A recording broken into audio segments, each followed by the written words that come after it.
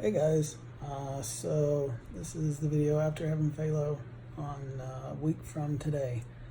Actually, it's kind of a scary thought, but so it's been a very long week. It didn't go anyway like I thought it was going to go. And I actually wrote down stuff I wanted to say to you guys to explain a little bit better because I'm tired all the time and I'm on a lot of medication, and so I really don't want to fuck it up and say something that's not right, or and then get hateful comments for some reason. So I'm going to break down what exactly happened. This doesn't mean this happens to anybody else. This is just unfortunately what happened on my end. So the plan was the Phalloplasty, suprapubic catheter, and of course my graft for my arm to create my phallus, and then my thigh graft was used to cover my forearm. The surgery itself went smoothly. Apparently I got into the ICU around 3 p.m. and I went back I think around like 7:30.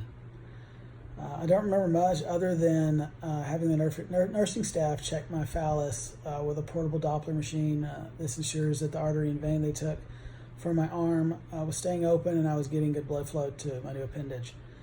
Fast forward around midnight when my nurse James was noting increased swelling and firmness around the new incision site. The numbers reflecting the oxygen in my new tissue were decreasing, showing that there was a potential blockage in the blood flow. Turns out being on the heparin drip that I was on to make sure that my heart stents didn't get closed was causing me to bleed uncontrollable into the new surgical sites. So Dr. Santucci came up and decided I had to go to the emergency back into the OR and repeat that again on Wednesday morning, and that's pretty much how I spent a few days after surgery. One of the big concerns was if stopping heparin would increase my chances of having another heart attack. After discussions with 3 plastic surgeons, 1 microvascular surgeon, and a hospitalist, we all came to the fact that the risk of me losing my phallus greatly outweighed very low chance of me having another heart attack. My blood levels remain low, partially because of the Brilinta and aspirin, and potentially because of my blood loss for surgeries. So pardon the massively pale face. And I didn't really notice what I looked like until I had to start walking some today. And I'm staying in an Airbnb, and I said, okay, I'm gonna force myself to go brush my teeth, because let's just face it, you get with some really ranky breath. And I didn't notice it until I looked in the mirror, and I was like, oh my God, I'm like green. And my face was pale and my eyes underneath look horrible. And, to say it's been hard, I was actually scared to leave the hospital. I didn't know it was going to go this way, and it's funny, when I woke up and I realized that I had a graft on my thigh, I wasn't even thinking about that, but I realized that the thing really hurts. Make sure nothing touches it, and making sure that it's covered, and yada, all this stuff. And then, I'm not gonna lie, the whole thing has been. Tell them about your tattoo. The whole thing's been hard to deal with. And then, my arm, I had sleeves, so I also didn't know how my tattoo was gonna look on my phallus. Let's face it, that's something you see every day. And I love my surgeon. He is a great guy, and Dr. Santucci actually made the figurine that was on my arm, the Pumpkin King from Nightmare Before Christmas. He actually made it fit like perfectly on my phallus, so it looks like the Pumpkin King. I just told him that was awesome. I appreciated that. And then he was really thoughtful in taking the graft from my thigh that he didn't take the tattoo from my mom that I had done. He made sure to go around it, and that was a huge thing to me. Since I left yesterday, last night was probably one of the rougher nights.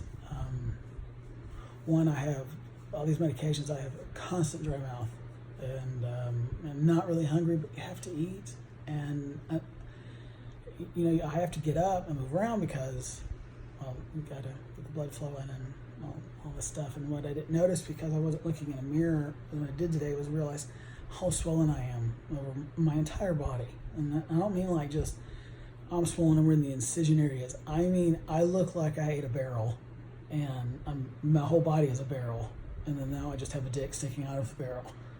And it's a lot to take in, and for someone who's just been so adamant on the gym and on my eating, and to be where I'm at now, where I am so dependent on everything, because I can't get up on my own.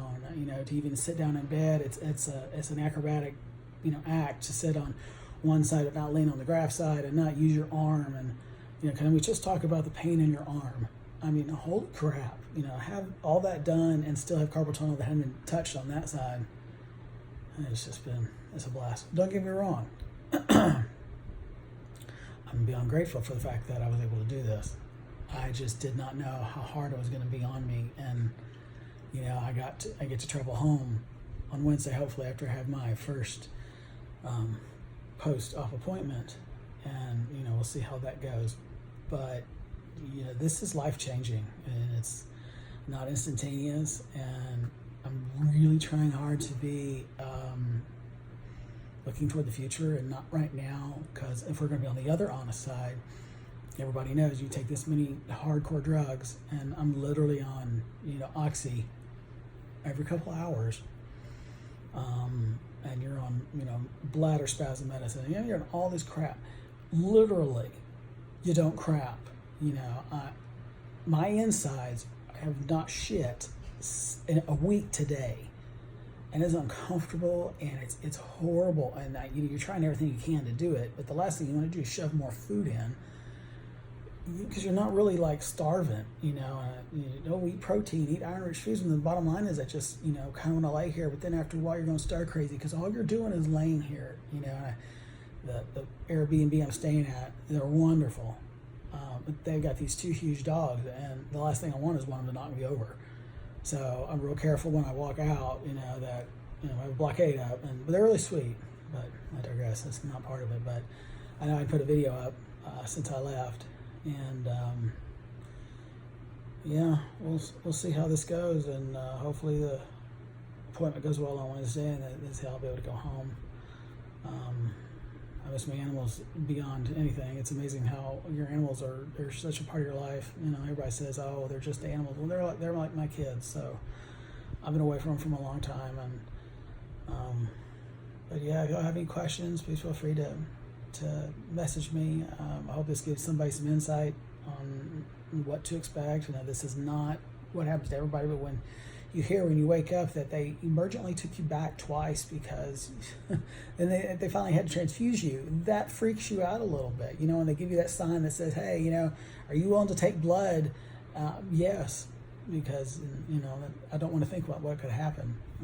So that's kind of why I haven't been on Instagram or anything like that. I'm tired. I'm worn out, and it's kind of private going through all this in its own way. And even when I've been going through this, I've had people ask some really just not cool questions, and of course you're ignored because you're an idiot. But anyway, if you guys have any questions, feel free to ask me, and hopefully I'll give you guys an update on Wednesday about what happens. All right, take care, guys.